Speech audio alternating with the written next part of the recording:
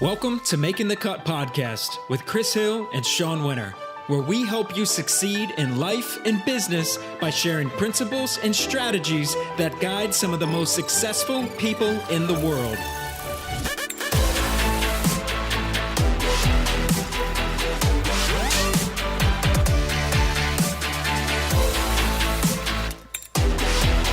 Welcome to another episode of the Making the Cut podcast. I'm Chris Hill with my co-host, Sean Winter.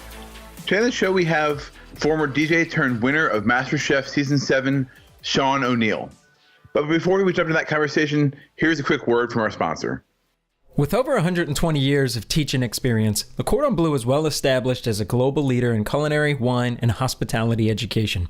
Learn from a team of classically trained teaching chefs with years of experience working in Michelin star restaurants and the industry's finest kitchens. Earn the most respected culinary qualifications and live a truly unique cultural experience in one of the 35 institutes around the world. Your culinary journey starts today. Apply now at cordonbleu.edu/USA.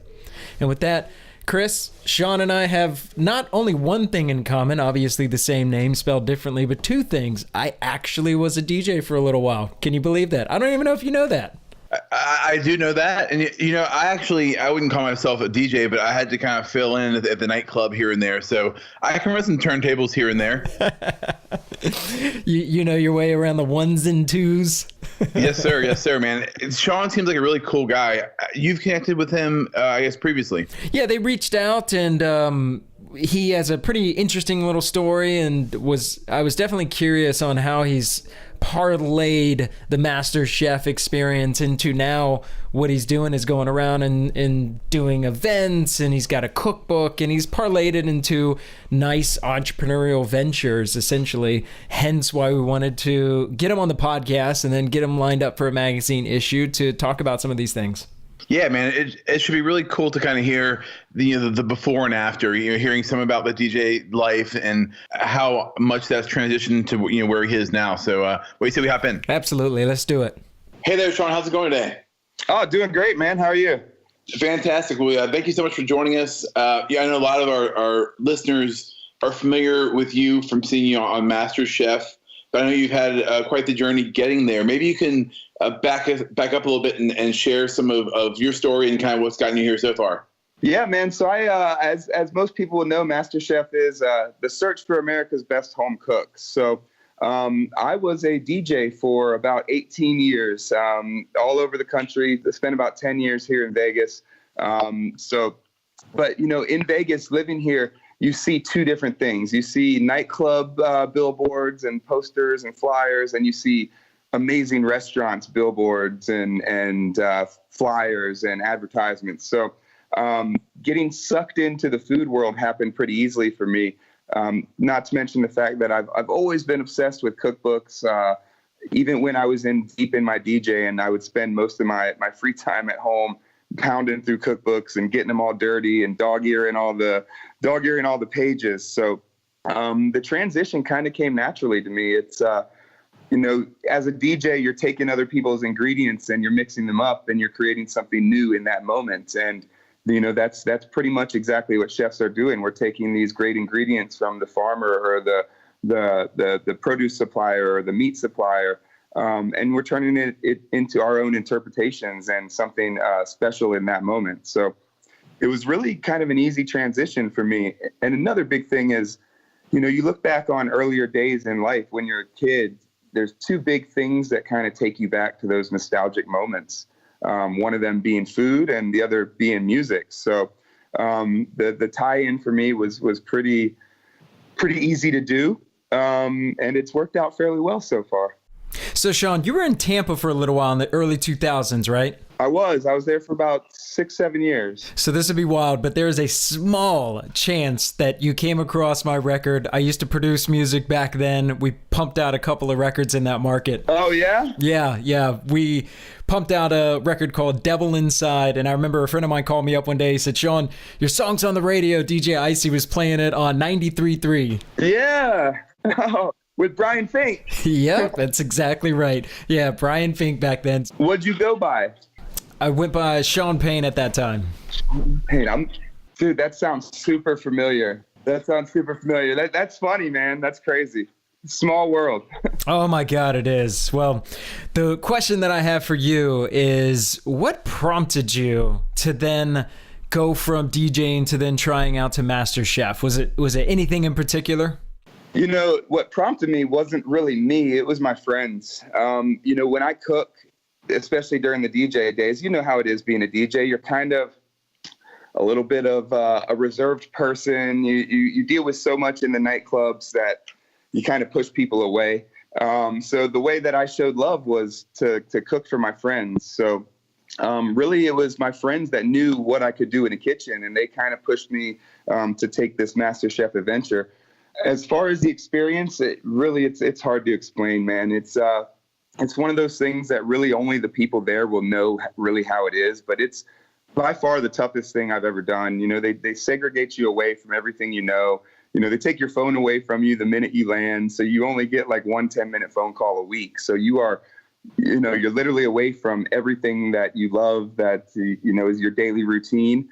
So it gets tough. And then you got the beast Gordon Ramsay screaming down your throat whenever you mess up or something goes wrong. So what's funny is you start having nightmares about this guy. Like he literally starts creeping into your mind and creeping into your dreams. But all that said, he's one of the nicest people you'll ever meet outside of the kitchen. But in the kitchen, he's still got that Marco Pierre White mentality, and it's kind of scary. Now, having been a DJ before, you obviously had to put yourself out there, you know, sell yourself a little bit. Yeah. You're also you're kind of the one that's bringing the party together. You have to have obviously some personality. Do you feel like you had an advantage going into MasterChef? Oh, having been there before? Oh, absolutely. Absolutely. And I say this all the time when people ask me pretty much that same question.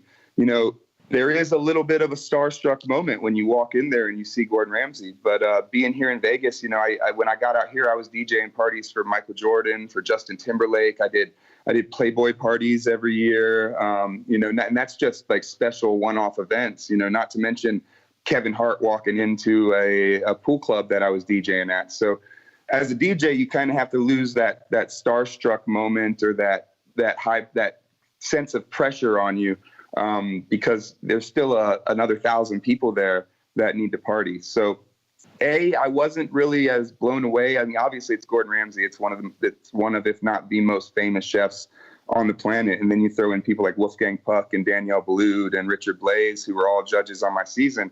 You know, that can throw you off your game alone. And then you throw the pressure in there where you're competing for $250,000. My experience as a DJ definitely played a heavy role in keeping me calm, making sure I didn't overreact to any situations or any new judges that were presented in the kitchen. So it was absolutely kind of crucial to me winning the show. Along the same lines, sorry to jump in here, Shaun. Along the same lines, do you have as a DJ a kind of warm-up routine, and if so, did you experience the same kind of thing when you go on set? Kind of, sort of, yeah. I mean, I did the best example of a big DJ show that I did that anywhere near compares to MasterChef is I DJ'd on Las Vegas Boulevard New Year's Eve 2011, and right in front of Caesar's Palace, I had about 100,000 people in front of me. It was absolutely insane, but for about the 30 minutes leading up to that, I just kind of had to be alone, just get off in a corner by myself, clear my head. My dad had just passed away right before that, so it was really kind of getting inside myself and getting prepared to get in front of 100,000 people. When I went on MasterChef, you know, they're good at, they want to tell your story, your background. So my dad played a big role in my story and my background on MasterChef. So again, it was kind of clear in my head, getting away from everybody else that was in the little holding rooms, getting my own little corner, kind of blocking everything out. But yeah, it was just more trying to find that peaceful moment before the storm.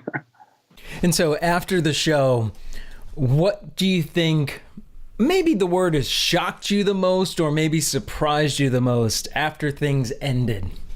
How much work it's going to be after, you know, I mean, no offense to anybody else who has ever won any of these types of shows, but I feel like a lot of people that I've talked to that have come off these type of shows kind of went home, thought they were going to be overnight successes, and that's just not the way it happens. You know, they go home and they wait for the phone to ring. And because of my DJ background and because of my experience knowing that you have to hustle every single day because there's always somebody that may be a little better than you coming up behind you, we got, and I say we because I always say we because me and my wife are kind of attacking this career together.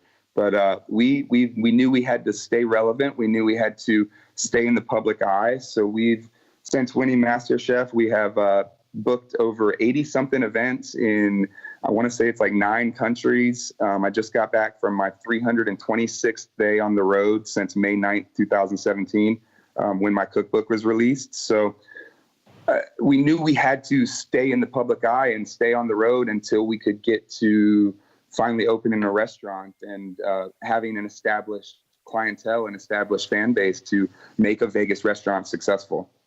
Real quick, just to follow up, can you dive just a little into what you just mentioned? You said we knew we had to hustle, we knew we had to stay relevant, we knew how to do these events.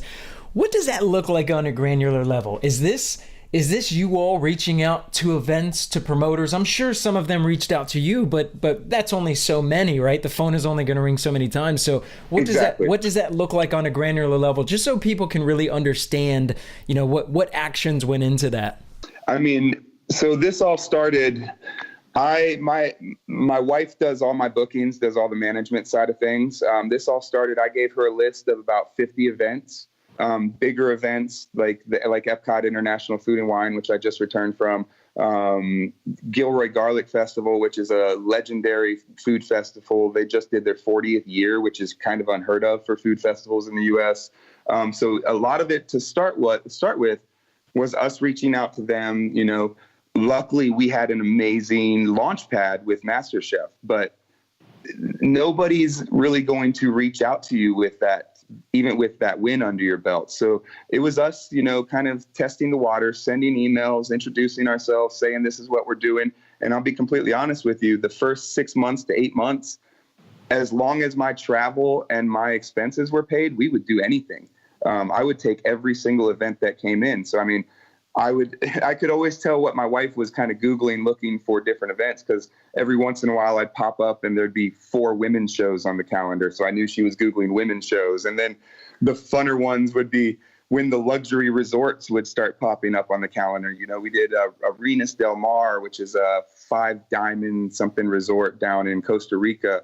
I've done a week-long culinary adventure at a 1,000-year-old villa in Tuscany, right between Florence and Siena. So it was really us busting our asses for the first, let's say, 6 months and taking a lot of free stuff, or not paying or not high paying shows. But this year, you know, those same shows, because we did such a great job and we handle ourselves so well, are coming back around paying $4,000, $5,000, $6,000 for a couple days appearances. So it was really about building relationships that first 6 months to a year after coming off the win. Yeah, that's great. The whole relationship thing, obviously massively important. When you look at you know, obviously having the platform of MasterChef and what that could potentially parlay into and having, you know, a strategy of sorts, what was it like taking that from just a platform to, all right, now we need to, if we want this to be our livelihood, you know, take this into a business and having a more business-minded approach? You know, we knew that, and just like in my DJ career, I knew there had to become a point where I had to value myself a little bit higher. You know, I was putting in hours. I was making crowds go crazy. I was doing everything that, you know, you want to see in a career. Same thing with the food. Like it was tough. We heard a lot of no's, you know, but we heard a lot more yeses. So it was really about staying focused. I feel like so many people get so close to success and give up because it's too hard or they're not making the money that they need, which in today's climate, if you're not making money, you have to kind of make a left turn. But it was really having that launch pad and having obviously the winnings really helped us stay in the moment and push through it. now we don't take the freebies anymore. Obviously charity stuff comes in, and I'm more than happy to do that all the time. But it was really just staying motivated to push through some of those rougher times. But again, we had that great launch pad. So it made it a little bit easier. So now I'm sure there have been either companies or people that have reached out and maybe presented opportunities to you. What goes through your mind when you're evaluating whether something is going to be worth that time, that energy, that effort, potentially money, but probably more specifically time, energy, effort? How do you evaluate some of these opportunities that are laid in front of you? Well, it's really first and foremost got to be something I'm interested in and something that fits with the way I think about food and something that I'm going to use. And if I'm not excited about it, then there's really no point in getting involved with the company. I don't want to give anybody any half-assed work. I want everything that I do to really be top quality. And the only way that's going to be is if it's something that I believe in, something that I use in everyday life, or a beer that I like. It was Newcastle. I was Newcastle Brown Ale's national spokesperson for the past year.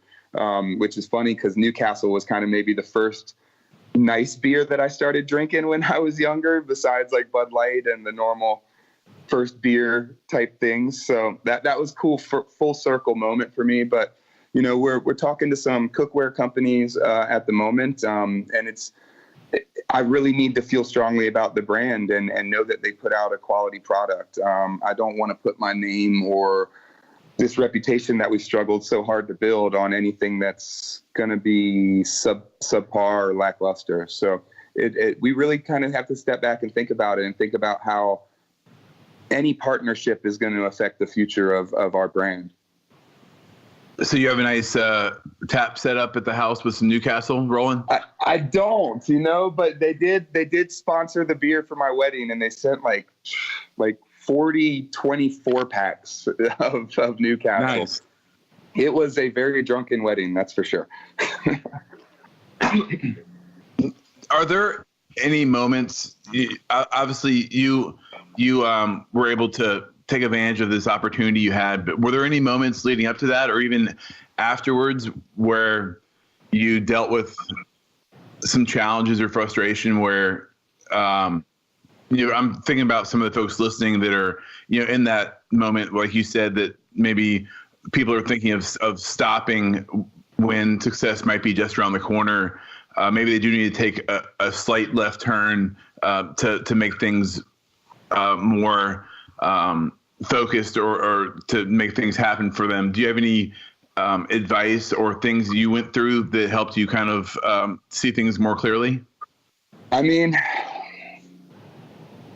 as far as the challenges go, it's really about looking in every possible corner to find people who are interested in seeing what you have to present and interested in your type of food. We've done everything from first pitches and working with VIP like rooms at Major League Baseball games. I got to throw out a couple first pitches after doing some food with them. And you would never expect that to kind of happen in the food world.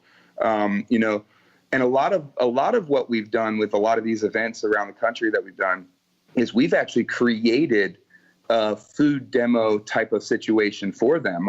Some of these women's shows and stuff that we do, they never had a platform like that before. And with my wife and I, we come in and we kind of teach them how to design a cooking segment or a demo segment. So I think maybe the biggest advice I would say is, what you're looking to do may not always be there, but you can find a way to create it. Yeah. And I think that's what we've been really successful at is being able to walk some of these off-brand events. So let's say I just did a home and garden show in Baltimore. They had never done cooking demos. They'd never had a stage. We kind of taught them how to reach out to local sponsors like JCPenney, Sears, stuff like that, to get equipment provided. We kind of walk them through the whole process of how these demos should work, how they should be announced to draw attention, how they should be marketed, how they should be advertised.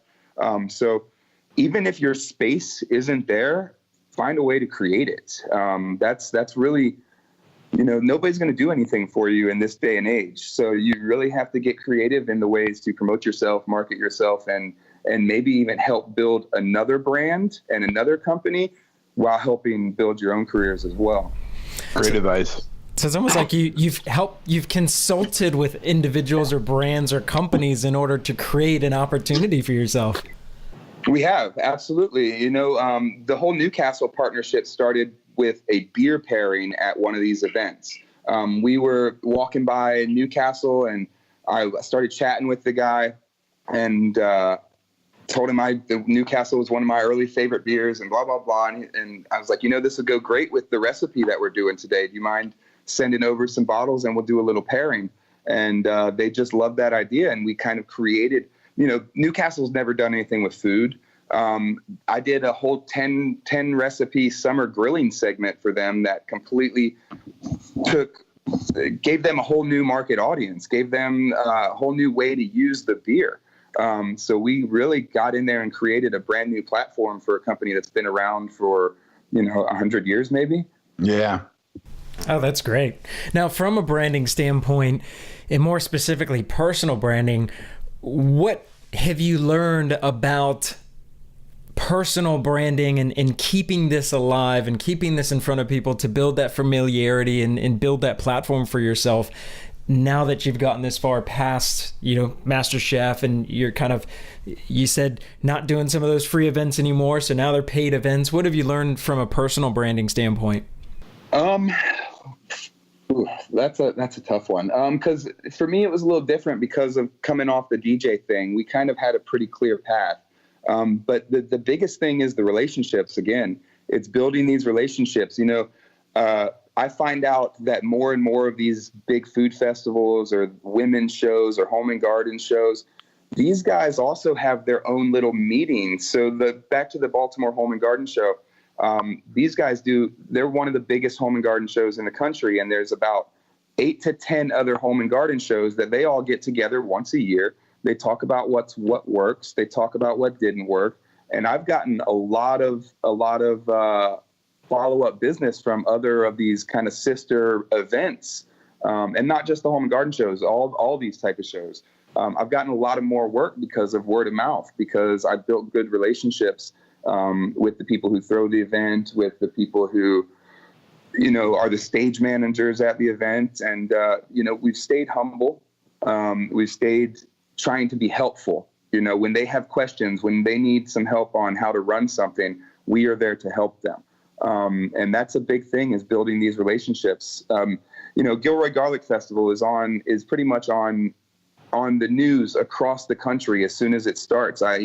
Every year I do that event, I have text messages coming in from every corner of the country saying, I just saw you randomly on my news station, and they keep bringing me back because we've developed relationships with them, and we do a good job when we're there, and we bring them good energy, and we help them if they need it. So being helpful and building relationships is really, really key. Now, you have the book that came out. When did the book come out? May 9th, 2017. Gotcha. Yeah. So I know you've been doing a lot centered around that as well. Maybe you can talk a bit about how that came to be. I knew the publishers are looking for people that have a platform and a way to get out there, but maybe you can talk about a little bit how that came to be for you. Well, the book is it's part of the prize package for winning MasterChef. Oh, gotcha. Yeah, they call it a prize, and then they make you get in a kitchen and slave your butt off for to write a cookbook, which I loved every step of the way, man. It was awesome to write the book. The time frame was pretty short because they have to be on such a schedule to get it shot, get everything tested, and then be ready to promote it on the next season of the show. So I literally had about 3.5 to 4 months to write the book. I was in my kitchen 14 to 18 hours a day, spent all the money that I had because I hadn't got the winning check yet, because it was still while the show was airing is while I was writing the book. So spent all my savings on the book, literally got it done the day my finale aired. So it was pretty crazy experience, but I'm so proud of it, man. It came out so beautiful.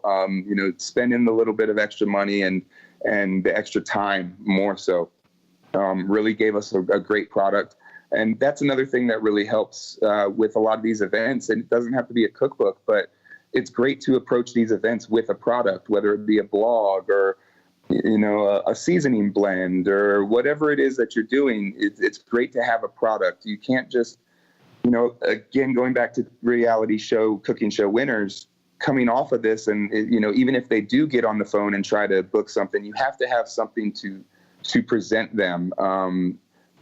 Like I said, a blog, whatever it is, you have to have something that you can sell to these events, that you can say, hey, this is what I do, this is what I have. So yeah, we've developed a great product in the book, and it's paid off pretty well with the time that we put into it. And then that's kind of where I was going with that. Yeah, that's a great point. I was just going to say, Chris, you've had that experience as well, getting booked as a speaker from the books that you have, because you have this product, essentially that it's tangible. People can put their hands on it. You build a talk around it. For you, Shaun, you can build some sort of a demonstration around one of the recipes in the book or something like that. I think that's a really good lesson for anybody that's interested in maybe getting booked for events, creating events, or being booked as a speaker even, right? Yeah, and I'll be honest, it's I don't want to say easy, but it's not difficult to do a digital version of a cookbook now. There's apps out there that literally give you the format, and you can pretty much upload almost anything onto iTunes these days. So if it is your passion to get into kind of the cookbook world, start with that digital version, get out there, give it away for free to as many people as you can, because at the end of the day, it really didn't cost you any money to produce. Except for the ingredients and testing. So, there's a lot of little ways to kind of get yourself a product that you can have to take to these events. And so you didn't have, I assume you were at least working with a publisher for the book. Oh yeah. You didn't have an advance or anything like that. Oh no, not at all. With Masterchef, it's go home, write the book. Gotcha. We worked closely with Abrams Publishing, who does. They've been around for ages and ages. So it was great to have them, to have their knowledge. They did give me a editor who I would send my recipes to, and she would kind of double check everything, and her colleague would test everything. So pretty much every recipe got tested like maybe 5 times before it actually was guaranteed a spot in the book. And they had a photographer too, I assume, or no? Yeah, Gotcha. Masterchef actually hooked up the photographer, Andrew Purcell, absolutely incredible photographer. This guy, it felt like he was climbing inside my brain for some of these pictures, man. He was like right there with me on every single dish. We worked so well together that we actually brought him back to do the Newcastle campaign as well. Oh, cool. So, yeah, he had a great team. Him and his wife, they're a husband-wife team. She's the stylist, and he's the photographer. It was weird for me having a stylist, because one of the things that I really enjoy and that kind of helped me to win MasterChef and to be successful afterwards is my plating, and I'm really particular about the style of the plate. But again, like, they were both inside my head. It was very strange. It sounds like the moral of the story for all this is find a good wife who's on your side, and right. Behind every great man, we hear it. I hear it all the time. So one of the last questions for me, Shaun, before we start wrapping up is, are there any personal success philosophies that you have or hold close that have helped you reach such levels, both in your DJ career and now in your cooking career? Any personal mantras or, again, success philosophies that you hold close that really help drive you? I wouldn't say a mantra, but it's always been perseverance for me. That's the one thing that people always tell me that they respect in me. It's always just never stopping. I've seen low moments in the DJ career and in the food career. Not everybody's going to love you, especially in a social media world that we live in today. Not everybody's going to love you.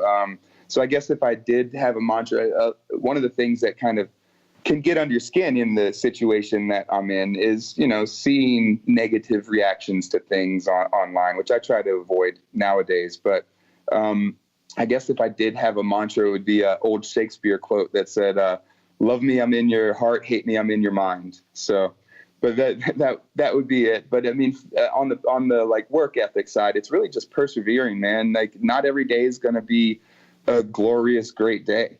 But tomorrow's coming and you have another shot to get out there and kick some ass and do what you want to do after a good night's sleep. So it's really just been perseverance for me. I love it. I don't know who we talked, Chris. I don't remember who we talked to. I think it was Simon Sinek. We were talking about how people are just so incredibly bold and mean online. But then like with me, I mean, I've had people that have had negative things to say or negative reviews about Entrepreneurial Chef, and now just launched a second platform called Pastry Arts Magazine. And some people have been, we have detractors out there. But I've never had somebody just in the streets or in conversation be as bold in person as some of these people are online. It's crazy. Absolutely. It's crazy. Absolutely. It literally bogs my... I'm like, I wish you would say something to me in my face.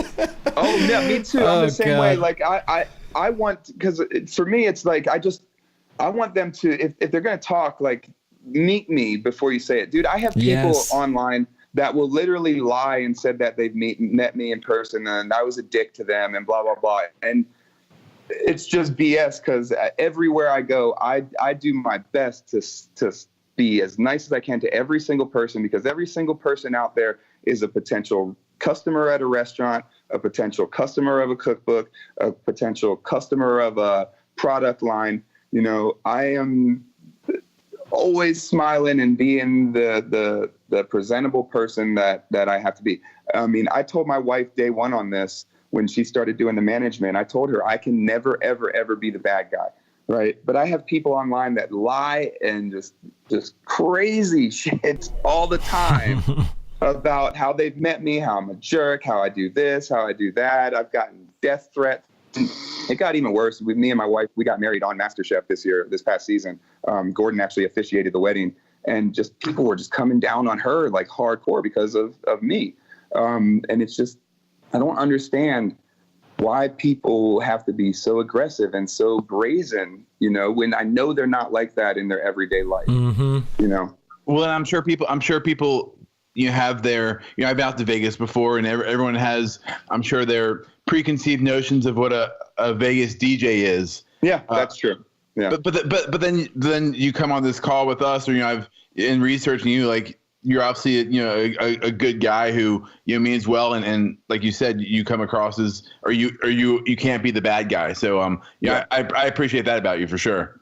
Yeah, no, I mean it's weird how the country sees the same thing two completely different ways, man. And we're dealing with, I won't get into politics, but we're dealing with it in all aspects, not just me. But I mean, I have about 50% of the people will come down on me for the same situation that 50% of the people are like, oh my goodness, I can't believe you handled yourself so well. I have so much respect for you, blah, blah, blah. So it's crazy how distant and how separated we all are these days, man. There's like nothing the only thing that really seems to bring us together anymore is food, Yep. So I'm happy to be in that environment where at least what I'm doing brings people of all race, color, creed, brings everybody to the table. Yeah. Well, as James Beard said, food is our common ground, a universal experience.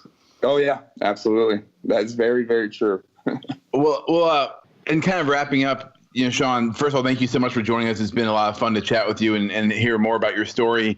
I'm curious about kind of, I know it's all probably happened pretty fast over the last year and a half since you winning MasterChef, but you had the traveling around and the cookbook. What do you see? You mentioned before, maybe talking about like a restaurant. What do you see kind of as the next steps for you guys? Well, we are in the early stages of planning out the restaurant. It's definitely going to be here in Vegas. We've already got some pretty awesome investors lined up. So I'm kind of just finalizing the business plans and stuff like that right now. But we've been getting some interest from some of these some of these TV networks that are really focusing on food. What I'm doing right now, there's not a lot of people out there doing it. I mean, spending 320 something days on the road at food festivals and expos and private events. I mean, I've worked with everybody from Snickers to Disney, the Newcastle deal. I'm on the Macy's Culinary Council. So there's not anybody really kind of doing that right now. So there's some networks that are interested in kind of what we're doing. So I personally feel like that's a great route for me because of the entertainment background, because of the DJ background. I'm comfortable in front of cameras. I'm comfortable in front of crowds. So that would be amazing. Obviously, everybody wants to go that route if they can.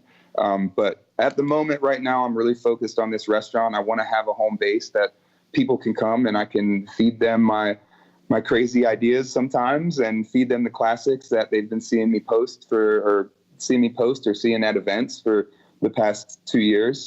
So the restaurant is really a key focus right now. And then, I think right now in the chef world, everybody wants to have that kind of restaurant group type thing, where they can have their different concepts that kind of gives us freedom to not be locked into, hey, I'm just doing Italian and I'm always going to be here. So I would love to have a little, quick serve place that does whatever it is, maybe higher end quick serve burgers or fried chicken sandwiches or whatever it may be. And then I would love to have a little tapas style place. But first and foremost, we're going to focus on what really reflects me. And we should be getting that up and running in 2019. Very, very cool. Well, thank you so much for joining us, Shaun. Yeah, it's man. A lot of fun. My pleasure. It's great to chat with you guys. I love what you guys are doing with the magazine. I loved the Spiceology issue. What was that, last month or the month before? Yeah, those guys are amazing, and they are putting out an incredible product. So I'm super stoked that you guys highlighted them. Awesome. Yeah, great connecting with you, Shaun. Thank you so much. Yeah, my pleasure, guys. Thanks so much for having me on. So that was our conversation with Shaun O'Neale. Shaun Winner, what were your takeaways? He's such a nice guy. I mean, I couldn't imagine someone calling him what he's referred to as people saying he's a dick at times. But no, he's a seriously nice guy. Great to talk with. I think for me, it was very interesting to hear him talk about creating opportunities for himself by way of consulting with brands or companies. Essentially, that's a total mindset shift that people will need to do to open up doors, because a door may not exist. You may need to build it first before you can open it. And I think that was really interesting hearing him talk about that, how he connects with events, gives them ideas, gives them new avenues to bring in. Maybe it's people. I think he was mentioning that women's event. And then he's the guy to be able to do it, to execute on it. I thought that was really, really interesting. And like I said, a mindset shift for some people listening, that sometimes you got to create that door before you can walk through it. And you got to work with some companies or brands and give them these ideas. And then you're the person to do it. What about you? Yeah, I thought that was really fascinating. And I think one of the lessons there too is you have to have something different and unique to bring to the table. Like he mentioned too, having the book or a unique perspective or a blog, whatever it is, to bring to the table. Then you can pitch that and create that new opportunity for yourself that might not have existed before. I thought that was really, really great stuff. I like what he talked too about with connections. How a lot of these events. He said he's traveled 320 days over the last year, which is insane if you do the numbers. But with that traveling, he's obviously created, a ton of connections.